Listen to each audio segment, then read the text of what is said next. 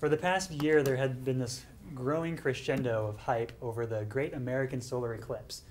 In many ways, this was a rare occasion and also very unprecedented.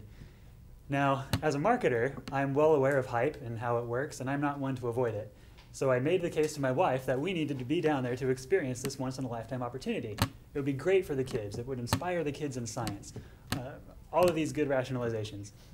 My wife, being the wonderful parent that she is, realized that I don't get excited about very much. So if I was excited about this, then it was probably something that we should do.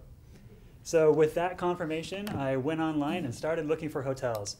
I pulled up the coveted Path of Totality, as it would be passing through Missouri, and started my search. First, I tried St. Joseph, a small town right in the middle of the Path of Totality, not very far from here. It would be great, but it was sold out. So second choice was Columbia. It was a little off-center, but still, it was a big city, so it shouldn't have a problem finding hotels. Nope, this was fully booked. Jefferson City, sold out. But after a few more tries, finally found the perfect place to experience the Great American Solar Eclipse, Mexico, Missouri. It was just barely into the Path of Totality, which meant it was even closer, which was great. A small town, about 11,000 people. It was perfect. We had to pay for our hotel room in advance, but that was no problem at all because we were definitely going.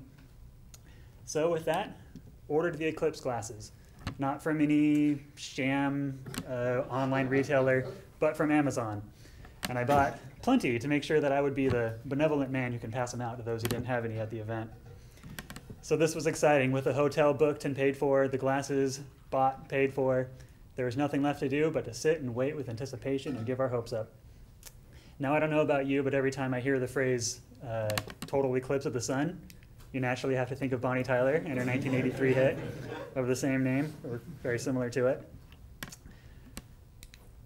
Now, fast forward to August 7th, about 2 weeks before the big day. You're hearing all sorts of news reports about traffic jams, gas shortages, spikes in the electrical grid, and some people were selling counterfeit glasses online.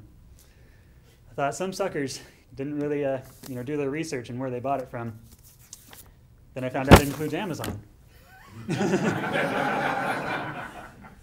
No, not me. I'm not the one who falls for those kinds of things. So I opened up the package that had arrived earlier, found the name of the manufacturer, started looking online. Their Amazon seller page was taken down. They weren't on the list of the approved vendors. This was not looking good. I did some further research and found out the only other item that they sold online were fidget spinners. I was not going to take my family with 3 young kids down 6.5 hours for them to burn their retinas. And I especially wasn't going to drive down 6.5 hours for them to watch the eclipse through some pinhole cereal box. No, I was a dad on a mission. So I scoured to find out where I could find these last-minute glasses. The Rochester library was giving out 1 per family, so I got 1 from there. I had a coworker who had managed to have 2 extras, so I got 2. Now we're a family of 5. 4 of us are eligible to watch the eclipse. We had 3 glasses. I was willing to sacrifice. It was my mistake for trusting Jeff Bezos, that menace. But there was one other problem that I couldn't sacrifice myself out of: the weather. Have any of you watched a specific time of day on a specific day for the course of 2 weeks to see how the forecast changes? Of the many short-term hobbies I've had, this was probably one of my weirdest. I watched it oscillate from sunny to cloudy to stormy, back to cloudy. As the day approached, it became increasingly obvious that we were going to experience a double eclipse, which is when the clouds pass over the moon as the moon passes over the sun.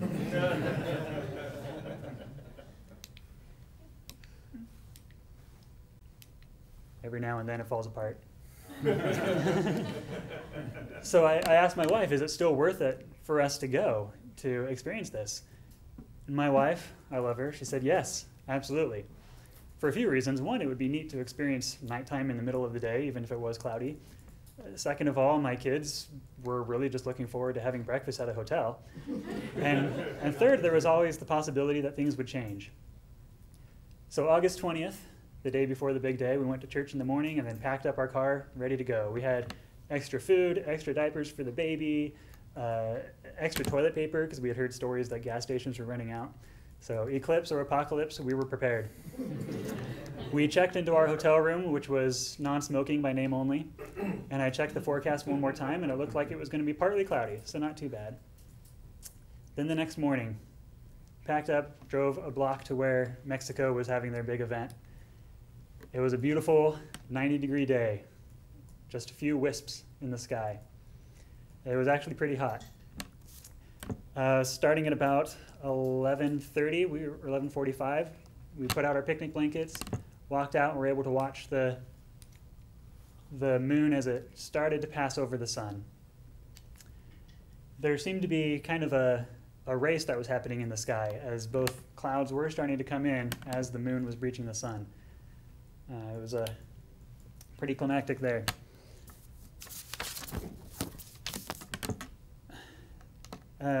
As the moon was beginning to, we watched the sun as it gradually disappeared, which in itself was neat. An hour turned to 20 minutes left, and then 5 minutes left. The sky was a light gray, but it was fine. You were still able to see the clouds. Still able to see the sun and the clouds.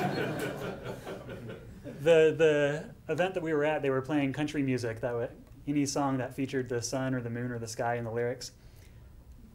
As it became increasingly close, they turned off the music, and you were able to hear the crickets and bugs in the trees as they awoke, thinking night was approaching. And then, as it got incredibly close, just a sliver, they started playing this song. I turned to my wife and I said, "This is it. This is what we were waiting for." As the totality started approaching, it was as though someone were gradually dimming the lights of a theater. It was obvious that we were enveloped in a shadow, but it was a lot deeper than that of a cloud. You saw just that little tiny sliver get smaller and smaller until it was no longer visible through the dark tints of the glasses. We were about to experience the fruits of months of preparation, and this was it. I didn't time it very well to the music, but you can imagine the anticipation as we were watching, waiting for this climactic moment to occur. Was it going to? Then we took off our glasses, and up at about a 70-degree angle, you were able to see the total eclipse of the sun. It was glorious. The sky was not pitch black like you'd imagine. It was actually this lavender purple. As you looked around, you were able to see the bright lights along the horizon piercing through the clouds like we were some in panoramic sunset. I kissed my wife, told her we did it. My kids were just mesmerized by this once-in-a-lifetime experience. It was everything we could hope for. We were just mesmerized for this never-before-seen experience, as was the rest of the crowds. My heart swelled with joy, not just to be able to experience this rare occasion, but to experience life and this beautiful world that we live in. Then 90 seconds later, you're able to see the diamond ring effect as it rapidly grew. We put on our glasses and just internalized what it was that we had just witnessed. So many times we could have given up, and for good reason. But instead, the clouds produced a view that we couldn't have experienced anywhere else in the nation. The eclipse wasn't just beautiful because of how it looks, but because it was rare. And the experience wasn't just climactic because it was rare, but because it was unexpected. Mr. Toastmaster.